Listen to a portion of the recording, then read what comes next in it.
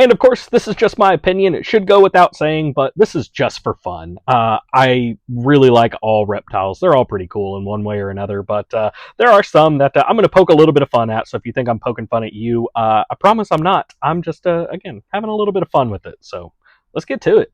Hey everybody, my name is Braced Gray. I'm with Gray Reptiles. You guys are in my uninsulated shed today. There's a grow tent behind me. Don't worry, there's nothing inside it. It's super cold out here. But today, I want to talk about the 5 most geeked out reptiles, the ones that I just think are kind of lame, kind of overrated.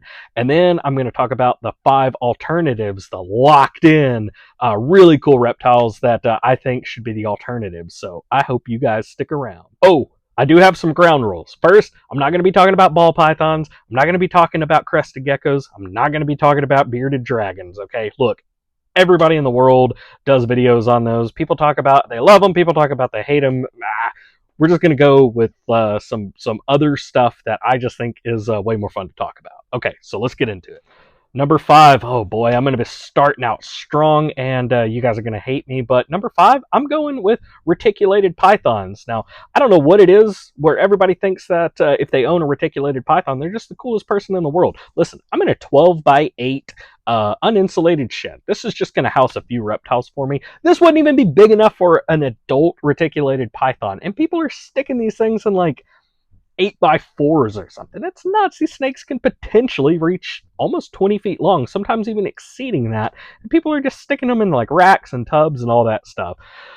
Yeah, sure, they're really pretty, but for the most part, you know, at least back in the day, they didn't always really have the best temperaments. Now, I know everybody's going to chime in and say, well, my reticulated python is so cool. Look, I get it.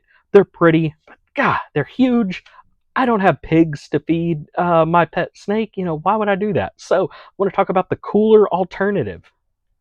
And that's the carpet python. Now, carpet pythons have a few different subspecies. There is the jungle carpet python, which is objectively the most beautiful. There's the coastal carpet python, which I believe is the largest. And there's like the Darwin's one.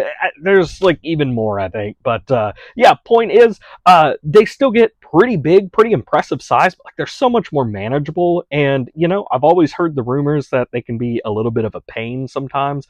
I've never seen that or experienced that. I've had a few carpet pythons in the day, and they've always been delightful to work with. So I'm going to go with carpet pythons as the really cool, locked-in alternative. Oh man, and if I haven't lost y'all yet, number 4 is going to kill y'all. Number 4, I'm going to say it, tree monitors. Look, okay, monitors are like my favorite lizards. They're just so cool. And tree monitors are maybe objectively the most beautiful of all monitors, and honestly, maybe of all lizards in general. But look, if you're going to keep one as a pet, you're going to spend a lot of money. I don't want to take out a second mortgage just to get a blue tree monitor. Sure, they're beautiful, but then you put them somewhere. You could probably keep one in a really cool grow tent like this, sure, but then you're never going to see the thing. They're usually really flighty. They're not always particularly great at being handled, and you're kind of interacting with them on a basis that means you can't really pet or hold or interact with them. And that's what I really like about my monitors, okay? I want one that's not going to cost me a fortune, and one I can maybe actually interact with and also have a really cool, beautiful setup for it. And that is the roughneck monitors. Now, there are brown roughneck monitors. They're also called the Dumerals monitors, and the black roughneck monitor. I actually have a black roughneck monitor. His name's Poe. I'll try and link a picture or video or something up here as well. He's really awesome. Now, he might just kind of be the grumpiest black roughneck there is, but he had a really tough start in life. I've had him for a couple of years, and he's just awesome. But I really like their personalities. Their temperaments seem to be a little bit better, a little bit more relaxed than some of the tree monitors, and they get a little bit bigger, but still not too big, and you can interact with them. Oh, and they don't cost you a fortune either. Like, how cool is that? So the locked-in alternative for the tree monitor, I'm going to say it, it's the roughneck monitors. Oh, and if you haven't hated me already, number 3, we're going chameleons. Yeah, look, I know chameleon owners always love to make chameleons their whole personality, but at the end of the day, all you're really doing is just showing off your enclosure, which, hey, that's cool, that's great. I can get behind that. I want to see a really awesome bioactive enclosure too.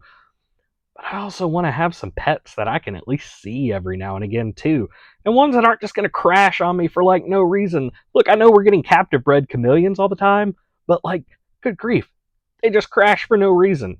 Yeah, look, I've never had them, but still, sure, they're beautiful, but they kind of don't really have much personality. I'm sorry, you don't have to make it your whole personality because they don't really have any. So, we're going to talk about their way cool locked in alternative, which are dart frogs. Look, just get dart frogs. Make your enclosure awesome. Do it bioactive. Put the really cool lights in there, and you're actually gonna see your dart frogs. You can have multiple dart frogs. They're cool.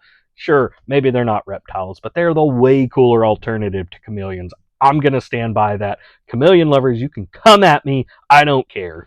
All right, I'm kind of cheating with the second one, number 2 on our list here, because this is a snake I actually do really like, but I'm talking about the false water cobra.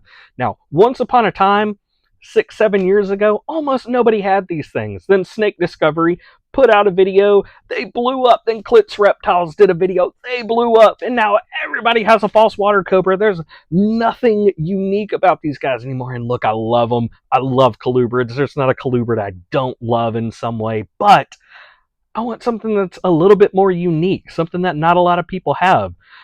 False water cobras, they're beautiful, they're big, they eat great. Oh, and they have rear fangs, right? So there's a little bit of unique characteristic that you're having to kind of work around. You don't want to get tagged, you may not die, but you're not going to have a good time, right? So, what if I told you you can get a large colubrid that eats great, does well in captivity, and they're rear fanged, and they're like one of the coolest snakes on the planet?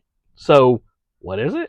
And that's the Montpellier snake. Look, I'm sorry if you're French and I cannot pronounce Montpellier that way, but the Montpellier snake is a really cool colubrid from Europe. They even go into parts of like way northern Africa, like in Egypt, I think. There's 2 different subspecies of them as well. They are so cool. I'm going to see if I can find some cool pictures and videos. I've had a few of them before. I'm trying to get some to breed, and as of right now, I can't seem to incubate the eggs properly, but they are so amazing. I really hope more people get them in captivity and breed them. They're lightning fast, they're big, they have fun personalities, they're just like one of the coolest snakes, and I just really wish people would not sleep on them, so please check these guys out. And if you're still with me at number 5, this one breaks my heart, but the Leachie honest gecko. Look, they're cool. I get it. You want the biggest of the big geckos. They're one of those cool fruit eating New Caledonian geckos. Their prices have come down in recent years. They're more affordable to the common man.